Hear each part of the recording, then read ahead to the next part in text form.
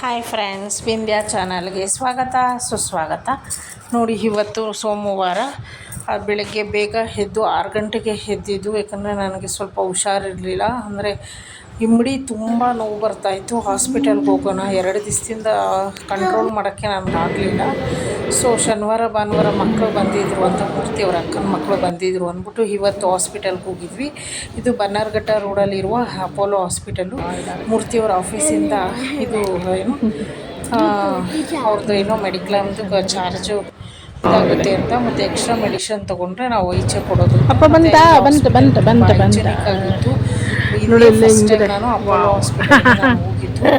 So Vindhya ಹೋಗಿದ್ದಾಗ ನಾನು scent Matas ಅಂತ ಹೋಗಿದ್ದೆ, ಅಲ್ಲಿ ಮೈಸೂರು ಬ್ಯಾಂಕ್ ಹತ್ರ. ಅದಾದಮೇಲೆ ನೆಕ್ಸ್ಟು ದೊಡ್ಡ ಹಾಸ್ಪಿಟ್ಲು ಅಂತ ಅಪೋಲೋದು ಹೋಗಿದ್ದು.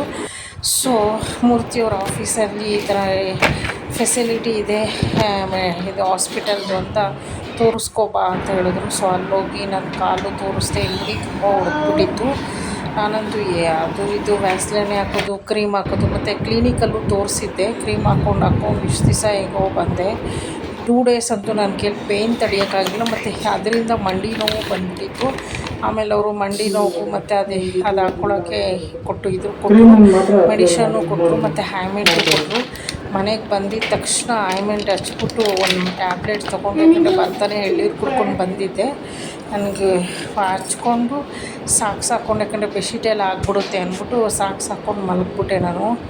2 ಅವರ್ಗೆ ಪೇಯ್ನ್ ಎಲ್ಲ ನನಗೆ ಇಳಿದ್ಬಿಡ್ತು. ಆರಾಮಾಗಿ ಚೆನ್ನಾಗಿ ನಿದ್ದೆ ಹೋಗ್ಬಿಟ್ಟೆ ನಾನು. ಟ್ಯಾಬ್ಲೆಟು ಹಾಕ್ಕೊಂಡು ಮತ್ತು ಪೇಯ್ನ್ ಎಲ್ಲ ಏನು ಆಯಿಂಟ್ಮೆಂಟ್ ಎಲ್ಲ ಹಚ್ಕೊಂಡು ಮಲಗಿದ್ದಕ್ಕೆ ಪೇಯ್ನೆಲ್ಲ ಇಳೀತು. ನೋಡಿ ಯಾವ ಥರ ಹೊಡೆದಿದೆ ನಂದು ಇಮ್ಮಡಿ ಅಂತ. ನಿಜ ಒಂದು ಹೆಜ್ಜೆ ನನಗೆ ಇಕ್ಕೋಕ್ಕಾಗಿಲ್ಲ, ಅಳು ಬಂದಂಗೆ ಆಗಿತ್ತು.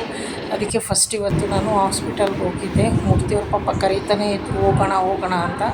ನಾನು ಹೋಗೋಣ, ಇವತ್ತು ಅಷ್ಟು ನೋವಿಲ್ಲ, ನಾಳೆ ಅಷ್ಟು ನೋವಿಲ್ಲ ಅಂತ ನಾನೇ ಡಿಲೇ ಮಾಡಿಕೊಂಡೆ. ಕಂಟ್ರೋಲ್ ಇವತ್ತು 2 ದಿವಸ ನನ್ನ ಕೈಲಿ ಕಂಟ್ರೋಲ್ ಮಾಡೋಕ್ಕಾಗ್ತೀರ. ಇವತ್ತು ಅಷ್ಟೇ, ದಯವಿಟ್ಟು ನಂತರ ಯಾರೂ ಮಾಡ್ಕೋಬೇಡಿ. ಯಾಕಂದರೆ ಇಮ್ಮಡಿ ಹೊಡೆಯೋದು, ಹೆಜ್ಜೆ ಇಕ್ಕೋಕ್ಕಾಗಲ್ಲ. ಈ ಥರ ಏನೋ ಹೊಡೆದಿದ್ದ ತಕ್ಷಣ ಹಾಸ್ಪಿಟಲ್ಗೆ ತೋರಿಸಿ, ಸುಮ್ಮನೆ ಮನೆ ಮದ್ದು ಅಂತ ಅವರು ಇವರು ಹೇಳಿದ್ದು. ಮತ್ತು ವ್ಯಾಸ್ಲೈನ್ ಸಿಕ್ಕಿದ ಕ್ರೀಮೆಲ್ಲ ಹಚ್ಚಬಾರ್ದು, ಹಾಸ್ಪಿಟಲ್ಗೆ ತೋರಿಸೋದು. ಹೆಲ್ತ್ಗೋಸ್ಕರ ಬೇಗ ಕಾಳಜಿ ಮಾಡಿ. ನಾವು ಚೆನ್ನಾಗಿದ್ದರೆ ಮಕ್ಕಳು ಚೆನ್ನಾಗಿರ್ತಾರೆ ಅಂತ ನನ್ನ ಅನಿಸಿಕೆ.